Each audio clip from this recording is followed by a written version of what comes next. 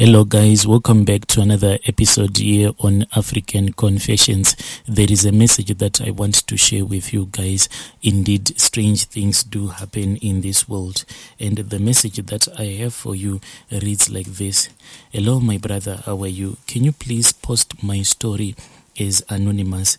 My story goes on like this. I am a man who is from Zim. Currently, I am living here in South Africa. So when I came here to South Africa, I came here with my own wife, but the problem started when we started working at this other certain farm. So the foreman at that farm, who runs almost like everything at that farm, he is a Sotho speaking man. So this man and I, we started to have a lot of problems. This was after people had told me that this man, he had this other bad attitude towards my wife. When I confronted my wife about this issue, that was when my wife started crying, and my wife said that the reason as to why they were always insulting each other, like my wife and that foreman who was working at that farm where I was working, it was because that foreman had said to my wife, if you are not willing to date me, then I am going to make sure that you are going to get fired. Because at that farm, the thing that was happening was that this man, anything that you would say, then the farmer, the white farmer, will just follow all of those things that this foreman would have said. So the things that we were hearing after me and my wife started working at that farm, we heard that we were not supposed to go against anything that the foreman would have said. If he said that today we were supposed to switch off our lights at such and such a time, we had to obey him. And if you were not going to obey him, then bad things will start happening to you. As for me, my brother, I then said that I am not afraid of his witchcraft or anything. Then what happened is that one morning when I woke up, I then saw that there were a lot of 5-cent coins that were piled up at our doorstep. When I got outside, the moment that I stepped on top of the 5-cent coin, I felt a sharp pain in my right leg. So this is what I heard. That foreman, who was a Sotho speaking man, that was the way that he used to practice his witchcraft. If he wanted to bewitch anyone, he was using those old 5-cent coin, and he specialized in bewitching people so that you will have pains in your legs. After that, that was when I returned back home. When I returned back home, because of the pain that I was feeling in my leg, my wife then had to remain behind in South Africa. I don't know how they ended up dating, but when I was back home in Zim, that was when some other people who were coming from Zim but working on that same farm started sending my relatives a lot of messages.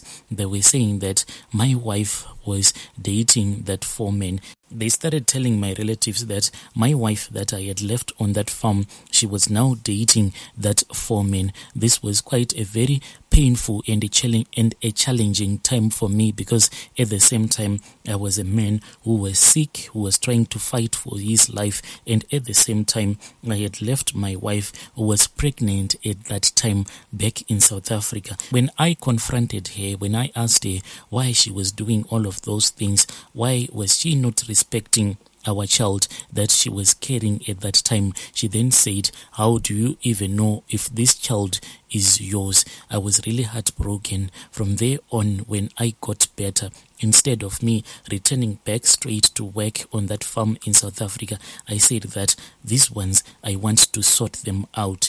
I then started visiting a lot of those red garment prophets. Whilst I was visiting them, that was when I came across this other man who said that everything was going to be easy for me. He only needed some needles, my wife's name, and that foreman's name, and I had my wife's name, but as for that foreman's second name, I didn't even know his surname. I only knew him by his first name. So I had to ask some of the people that came from Zim who were working also on that farm, and they were the ones that ended up telling me his surname. I then returned back to that red garment prophet, and after after I had given him my wife's name and my wife's surname. And that man that was dating my wife, I also wrote down his name and his surname.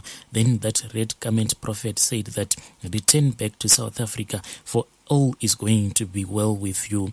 When I returned back to South Africa, that man then came to me and apologized to me, and he said that he had seen that all the things that he had done were not okay, and therefore he had told my wife that he didn't want to date her anymore because this was not a good thing for a man to date another man's wife, and at that time the man's wife will be pregnant.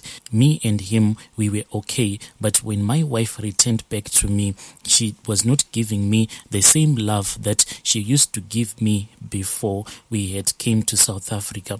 So my anger and resentment kept on building up and up in my heart, and I ended up hating my wife until I consulted this other traditional healer. One day I was just walking in town, and there was someone who offered me, there are those papers that are written penis enlargement, short boys, quick money. I ended up taking one of those papers, and I returned back home with that piece of paper.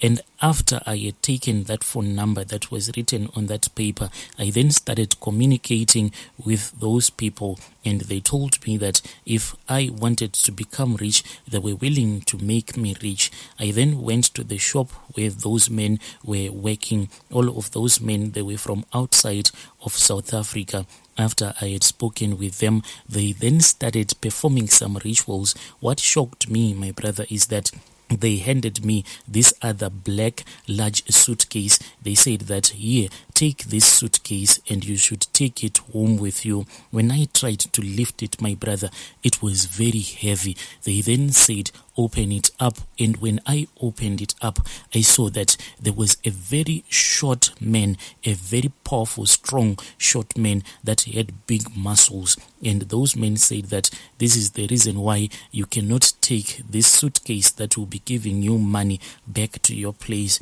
You can only sacrifice something first before you can take this suitcase with you.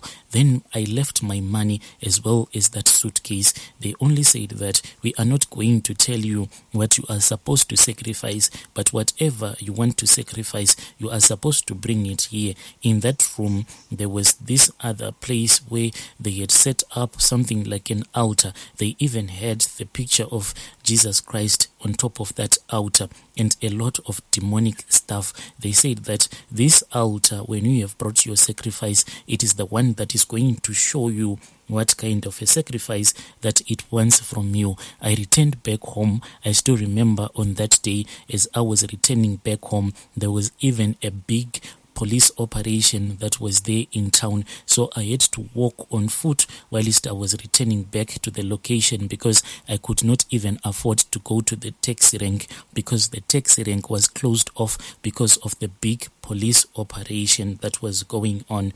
After I had started walking out of town, when I was walking going back to the location, I kept on asking myself what kind of a sacrifice that was needed, until I had returned back to the location where me and my wife were staying. Because after I had returned back to Zim, some guys had given me some advice, and they said that instead of you staying 24/7 at the farm, what you need to do is that make sure that you and your wife, you will only stay here on this farm from Monday to Friday. Then on Friday you will knock off and you will go wherever you will be staying, so that your wife can have a little bit of discipline. You know what farm life is like. A lot of people, they just do what they want whenever they want. So when I returned back to that location, my wife, she kept on trying to have a conversation with me, but I was not into it on that day. I kept on thinking about what kind of a sacrifice that was needed. The next weekend, when we came back from work, I then bought a live chicken, and I went to town with that live chicken, those white chickens, and I returned back to that place where those men were, and they said, it is fine, let us go to the altar. The altar is the one that is going to tell us the truth. We then went inside this other shop where that altar was. When I placed that chicken, my brother, it disappeared. Then it reappeared again. After it had reappeared, it was dead. That was when those men said that, look up and you are going to see your sacrifice that will be required by this altar. On that big picture of Jesus Christ, I saw that there was no longer the picture of Jesus Christ, but it was my wife's picture that was there, and she was crying, and her tears were as red as blood. When she kept on crying, she was looking at me. And I then saw that on the altar there was an unborn baby that was lying there. That was when those men told me that this is the sacrifice that the altar had chosen. I then returned back home because they had said that they were going to give me some time to think about it. When it was on a Monday, I was at work. Me and this other guy at work, we then started fighting a lot, and the way that we were fighting, he then said that, look at this one, he cannot even control his wife. His wife opened up her legs to any man on this farm, yet he thinks that he can control us. Those were the most painful things that he had told me, and indeed it was the truth. But after that, my brother, I just walked away. When I was walking out of the shed, there was this other white foreman who walked out of the tool shed. When he saw me getting out of the farm, he then came to the place where I was hiking, and he was driving these other scooters where they use in the farms, and he started shouting at me, and I said that I did not want to work anymore. He searched me and he said that, I think that you have stolen something, that is why you do not want to work anymore. And I said, it is fine, you can search me, but I do not want to work anymore. He searched me. After he had searched me, he insulted me and he said that I was very lazy, and he got back onto his scooter and he went back to the tool shed. When I had hitchhiked going back into town, I then went straight to that shop and I waited for those men to come, and they assisted me, and I told them that finally I was ready to sacrifice my wife as well as to sacrifice my own unborn baby. My brother, on that day, I sacrificed my wife as well as my unborn child. After I had done my sacrifice, that was when I saw that inside the suitcase there was money, and that was the money that I took, my brother. I never even waited to tell my wife. I just returned back home, and when I returned back home, I said that I do not want to be married to my wife anymore. When I had returned back to Zim, my wife, she was then taken to this other hospital, and she had premature labor. I think it was because of the stress. When she was taken there, my brother, that was when she died during childbirth.